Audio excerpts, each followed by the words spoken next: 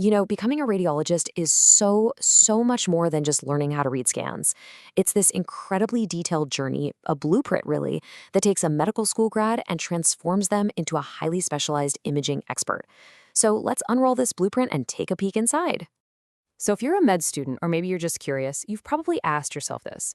What does it really take? Well, I'll tell you, it's not just about acing your exams. It's about surviving and thriving in this gauntlet of intense, hands-on training. In that word, blueprint, that's the key. It's not some random collection of classes. Nope. Every single step is intentionally designed to build on the one before it. It's all about forging a physician who's not just technically brilliant, but also cool and professional under some serious pressure. Okay, first up, let's talk about the absolute foundation of any residency program, the core clinical mission. This is where all that theory from med school finally meets the nonstop, 24/7 reality of patient care, where your decisions have a real, immediate impact. Just take a look at this typical curriculum from UC San Diego. I mean, the sheer breadth here is staggering. You're not just dipping your toes in, you are rotating through every major subspecialty: body imaging, chest, neuro, peds, you name it. This isn't some casual survey course. It is a full-on, immersive deep dive designed to build a rock-solid, comprehensive foundation. And if you want to talk about intensity, look no further than the call schedule. Take night float, for example. It's just this relentless cycle. You do 3 evening shifts, then you roll right into 3 grueling overnight shifts. And then finally, you get 3 days off to recover. This is designed to build stamina, for sure, but also diagnostic efficiency. It teaches you how to make critical, accurate calls when you're tired and the cases just keep piling up.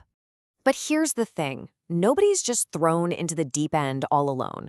The whole system is built on what's called graded responsibility. So when you start, you've got direct supervision, and attending is right there in the room with you. As you get better, you move to indirect supervision, where they're still in the hospital, just a phone call away. And eventually, it becomes oversight, where you handle the case yourself and get feedback later. It's a structured path to becoming truly autonomous. And this is absolutely crucial, especially in that first year. Patient safety is everything. You are not working independently. Every single case, every decision, it's all a learning opportunity that happens under the watchful eye of senior residents and the faculty. It's a safety net, right? It allows you to grow without ever compromising patient care. All right, so once you've built that solid foundation, the path forward isn't just one size fits all. Modern residency programs actually let you start forging your own specialized career path way before you graduate. It's kind of like a choose-your-own-adventure for your future. And this comparison really drives home the different philosophies out there. On one hand, you've got a program like Emory's Research Track. It is laser-focused on creating the next generation of academic radiologists, giving them months and months of protected research time. But then, on the other hand, you have UCSD, which offers all these diverse pathways, from global health, where you're addressing inequities abroad, to early specialization in super high-demand fields like interventional radiology. Now, if you pick a path like Emory's Research Track, it's not just a bunch of free time. Oh, no. It is a very clear 4-year progression. You start by finding a mentor in year 1, you're submitting grants by year 2, and by year 4, you're finishing up manuscripts and planning your academic job search. It's a pipeline to a very specific career. Now contrast that with the global health pathway. Here, the focus is all about service and real-world application. Residents take specific courses, they get their hands dirty with local outreach at free clinics, and they build towards a potential trip abroad. The whole goal is to learn how to apply their skills in parts of the world with far fewer resources. Okay, but residency, it's more than just the clinical grind and the academic papers. There's this whole ecosystem that's been built around supporting the actual human being inside that white coat. And the best programs? They're saying it right out loud. This quote from the UCSD handbook, this isn't just lip service. It signals a really fundamental shift in how we think about medical training. It's huge. And they actually back it up with concrete actions. We're talking dedicated wellness time, confidential mental health support, and even these mentorship families that pair new residents with senior ones. And get this, they'll even reimburse you for a ride home if you're too tired to drive safely. Now that is a program putting its money where its mouth is when it comes to well-being. But this whole support system, it isn't just about feeling good. It's about enabling residents to meet the incredibly high expectations of the job, because the bedrock of this whole profession is just that, professionalism. being a team player, treating everyone with respect, and always, always taking the high ground, even when you're stressed out of your mind. So with all these moving parts, how do programs make sure residents are actually hitting all these targets, both the clinical stuff and the professional stuff?